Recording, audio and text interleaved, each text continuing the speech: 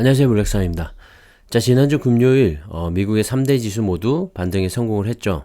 미국의 CPI 지수인 이 소비자 물가 지수가 높게 발표가 되면서 인플레이션에 대한 우려가 이 시장 전체를 덮으면서 신고가 행진을 이어오던 이 미국의 3대 지수 모두 하락세로 돌아섰었는데요. S&P 500 지수와 나스닥 지수는 하락 이틀 만에 상승으로 전환을 했고, 이어서 금요일장에서는 3대 지수 모두 상승 반전에 성공을 하면서 미국 증시의 강한 모습을 다시 한번 보여줬습니다. 자, 인플레이션에 대한 압박이 거세지면 거세질수록 우선 미국 채금리가 상승을 하게 됩니다. 국채금리의 상승은 주식과 같은 위험자산 선호도를 떨어뜨리고, 특히 나스닥과 같은 기술주 중심의 기업들은 이 부채 부담이 높기 때문에 금리 인상은 기업의 마진 축소로 연결이 되고 결국 시장에는 안 좋은 영향을 미칠 수밖에 없습니다. 그래서 국채금리의 변화에 계속해서 주목을 하고 있는 건데요. CPI 지수가 30년 만에 최고치를 찍으면서 급등했던 이 미국의 10년물 국채금리가 다행히 상승세를 이어가지는 않는 모습을 보여줬고, 시장에도 긍정적인 영향을 미친 것 같은데요. 지금 현재 미국의 지수 상승 흐름이 얼마나 강한지를 단적으로 보여주고 있는 것 같습니다. 자, 이렇게까지 물가가 급등을 보이고 있는데도 불구하고 전반적인 시장의 분위기는 이 실적 개선과 앞으로의 실적 호조에 더 초점을 맞추고 있다는 생각이 드는데요. 정말 이번 코로나 팬데믹을 계기로 해서 전 세계 경제가 한 단계 업그레이드가 되는 그런 과정을 거치고 있지 않나, 그런 생각도 듭니다. 새롭게 세팅이 되고 있다고 해야 할까요? 기존의 4차 산업혁명 관련 트렌드는 유지가 되고 있지만 이 전기차와 2차전지 그리고 플랫폼을 기반으로 한 클라우드, 메타버스 등 이 관련된 이슈들이 생각보다 빠르게 자리를 잡으면서 시장의 한 축으로 형성이 되었고, 이렇게 새로운 산업들이 현재 과도한 물가 상승보다도 더 큰 미래 비전을 보여주면서 시장을 이끌어가고 있지 않나 생각을 합니다. 역시나 그 중심에는 미국이 자리를 잡고 있고요. 전 세계 경제를 이끌어가고 있는 미국 시장에 대한 투자를 절대로 놓치지 말고 따라가야 할 것 같습니다. 자, 앞서 말씀드린 대로 미국의 10년물 국채 금리가 상승세를 이어가지 않은 점이 미국 증시에는 호재로 작용을 하면서 주가 상승에 힘을 보탰는데요. 특히 기술주 중심의 나스닥 지수가 1%나 상승을 하면서 이틀 연속으로 상승세를 이어갔고, S&P 500 지수도 0.72% 상승으로 마감을 했습니다. 특히 나스닥 시총 상위 종목들의 상승세가 두드러졌는데요. 페이스북의 모기업이죠. 메타의 주가는 4.01%나 상승을 했고, 아마존도 1.52% 상승, 애플은 1.43% 상승, 구글은 2.83% 상승, 그리고 넷플릭스도 3.81%나 상승을 하면서 나스닥의 전반적인 상승세를 이끌었는데요. 테슬라만 홀로 좋지 않은 모습을 이어갔습니다. 테슬라의 CEO죠. 일론 머스크가 지난주 금요일에도 12억 달러 규모의 테슬라 주식을 추가로 매도했다고 공시를 했는데요. 자, 이로써 지난 8일부터 12일까지 닷새 연속으로 총 69억 달러어치의 테슬라 주식을 팔아치웠습니다. 스톡옵션 행사로 인해서 발생되는 세금을 내기 위해서 매도한다고 밝혔었죠. 하지만 여전히 1억 6,600만 주 이상을 보유하고 있기 때문에 별 문제는 없어 보이고요. 스톡옵션 행사가 이루어지게 되면 팔았던 주식보다 더 많은 주식이 또다시 늘어나게 되기 때문에 일론 머스크에겐 여전히 호재죠. 하지만 그로 인해서 테슬라의 주가는 타격을 받고 있는데요. 지난 한 주 동안 테슬라의 주가는 15.4%나 급락을 하면서 20개월 만에 가장 큰 폭의 한 주를 보냈습니다. 하지만 앞으로 추가 매도가 이어질 가능성도 있기 때문에 당분간 이 테슬라의 주가는 좀 지지부진한 흐름을 이어가지 않을까 생각을 하는데요. 이것도 큰 그림에서 보면 단기 악재에 지나지 않을까 생각을 합니다. 참고하시고요. 자, 이렇게 개별 종목 하나하나를 들여다보면 좋을 때도 있고 나쁠 때도 있고 여러 가지 일들이 많이 일어나죠. 특히 주가는 더 크게 움직이기도 하는데요. 자, 거기에 더해서 투자하고 있는 개별 종목의 실적도 계속해서 체크를 해야 되고 신경 써야 할 게 한두 개가 아닙니다. 자, 거기에 비해서 ETF 투자는 그런 복잡한 부분들을 단순화시킬 수 있기 때문에 더 좋은 것 같은데요. 자, 꾸준한 리밸런싱을 통해서 투자 기업들이 순환도 되기 때문에 중장기 투자 시에 안정적으로 가져갈 수 있습니다. 그리고 한 종목이 아닌 여러 기업에 분산 투자를 할 수가 있어서 좋고, 꾸준한 상승이 이루어진다는 점도 장점이죠. 천천히 가지만 꾸준히 상승을 한다는 건 정말 가장 큰 장점이지 않을까 싶은데요. 자, 그렇기 때문에 중장기 투자를 생각하면서 매달 혹은 여윳돈이 생길 때마다 투자를 하고 계신다면 이 S&P 500 지수와 나스닥 지수를 추종하는 ETF 투자가 좋을 것 같고요. 필라델피아 이 반도체 지수도 최근 10년간 상승률에서는 나스닥 100을 압도하고 있기 때문에 참고하시면 좋을 것 같습니다. 그리고 나스닥, 미국 테크 탑 10은 세계 경제를 이끌고 있는 최고의 기업들에 투자를 하는 거니까 두말하면 잔소리가 될 것 같고요. 이런 ETF 투자는 개인들이 정말 중장기 투자하기에 딱 알맞은 투자처이지 않나 생각을 합니다. 자, 그리고 미국에는 없어서 투자할 수가 없는 2차전지 이야기를 좀 해보면 최근에 LFP 배터리 이슈로 인해서 말들이 많죠.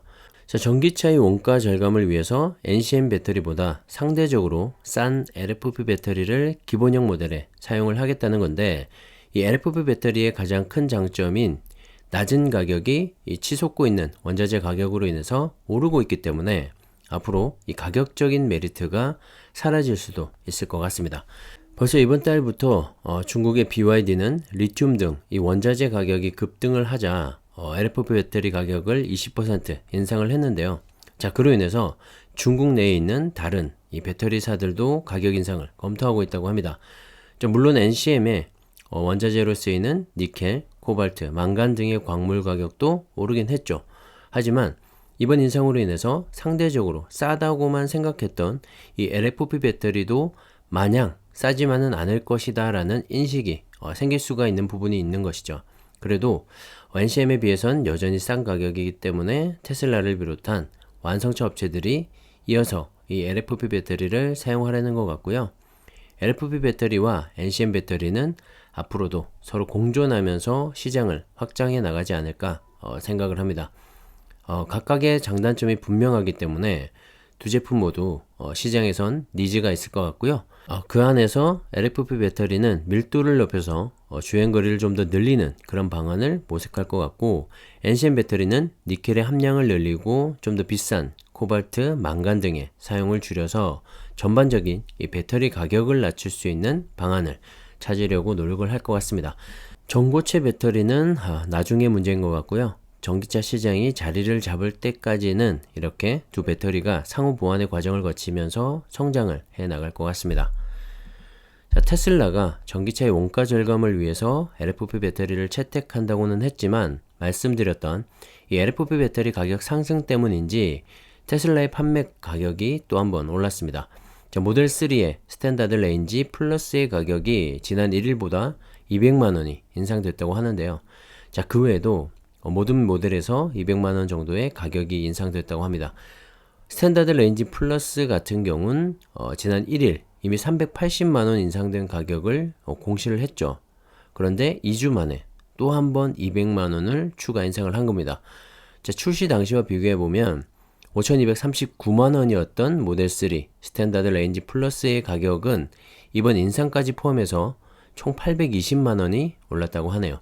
자, 그럼에도 불구하고 최소 6개월 이상의 대기가 필요한 상황이고, 반도체 이슈로 인해서 옵션들까지도 빠지고 있는데요.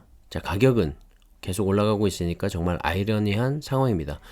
원자재 가격 상승으로 인한 영업마진 축소를 이 가격 인상으로 상쇄해버리면서 결국 소비자만 손해를 보는 게 아닌가 하는 생각도 들고요. 전기차 시장이 대세이긴 하지만 개인적으로는 구매를 좀 늦추고 싶다는 생각입니다. 아직까지 충전 인프라도 그렇고 가격적인 부분도 그렇고 시장이 좀 더 안정화를 찾을 때까지 기다렸다가 대세에 올라타는 게 낫지 않을까 하는 개인적인 생각입니다. 자, 제 개인적인 생각은 그렇지만 현재 전기차가 대세라는 점은 부인할 수가 없을 것 같은데요. 전기차의 확산 속도가 점차 가팔라지고 있기 때문입니다. 자, 중국은 여전히 부동의 전기차 판매 1위를 보여주고 있고 전년 동기 대비 222%라는 무서운 성장세까지 이어지고 있고요. 전기차의 침투율은 9.4%로 이제는 10대 중에 1대 정도는 전기차가 판매되고 있다고 보시면 될 것 같습니다. 자, 중국에서 판매되고 있는 자동차의 수량이 정말 엄청나기 때문에 9.4% 비중이라도 이 전기차 판매 대수에서는 세계 1위를 달리고 있죠. 자, 그리고 2위에 미국 시장을 살펴보시면 2.3% 판매 비중으로 침투율이 아직까지 낮지만 전기차의 판매량에서는 2위를 차지하고 있습니다. 그만큼 미국도 자동차의 판매가 엄청나다는 걸 보여주는 반증이고요. 이런 미국 시장의 전기차 침투율을 2030년 50%까지 올린다고 하니까 앞으로 이 전기차 판매에 따른 2차 전지들이 정말 대박 수혜를 보지 않을까 생각을 합니다. 그리고 6위를 차지한 노르웨이를 보시면 올해 3분기까지 52.5% 전기차 판매 비중을 보여주고 있는데요. 자, 10대 중에 5대 이상, 2대 중에 거의 1대 이상이 전기차라고 볼 수가 있겠죠. 하지만 전기차의 판매 대수에서는 미국과 중국에 비해서 아직 많이 떨어지고 있죠. 자, 이것만 봐도 중국과 미국 시장이 이 자동차 판매의 가장 큰 시장이라고 보시면 될 것 같고요. 공교롭게도 이 두 시장에 2차전지 배터리의 기업들이 포진을 해 있죠. 자, 그래서 2차전지에 더욱더 관심을 가져야 할 것 같고요. 중국과 미국 시장에서 이 전기차의 침투율이 높아지면 높아질수록 2차전지도 함께 성장을 한다는 점을 생각하시면 좋을 것 같습니다. 2차전지 ETF를 통해서 중국과 한국 시장 모두 안정적으로 가져갈 수가 있을 것 같고요. 중장기 투자를 생각하신다면 하루하루의 등락에 너무 신경 쓰지 않는 게 좋을 것 같습니다. 최근에 차이나 전기차의 주가가 잘 가다가 오늘 좀 조정을 받았죠. 3% 이상 좀 크게 빠졌는데요. 또 너무 놀래지들 마시고 이런 조정은 저가 매수의 타이밍으로 삼아보는 것도 좋다고 생각을 합니다. 자, 오늘인가요? 미중 정상들이 화상회담이 예정되어 있죠. 바이든 취임 후로 처음인 것 같은데요. 현재 미중 갈등을 어떻게 풀어갈지도 지켜봐야 할 것 같습니다. 중국의 오늘 시장 분위기는 그래서 그런지 관망을 하는 분위기였고요. 회담 결과에 따라서 또 주가는 움직이지 않을까 생각을 합니다. 자, 하지만 이 전기차의 확대 보급에 따른 2차 전지의 성장성에는 아무런 문제가 없으니까 긴 호흡으로 지켜보면 좋을 것 같습니다. 자, 오늘은 여기까지 하겠습니다. 감사합니다.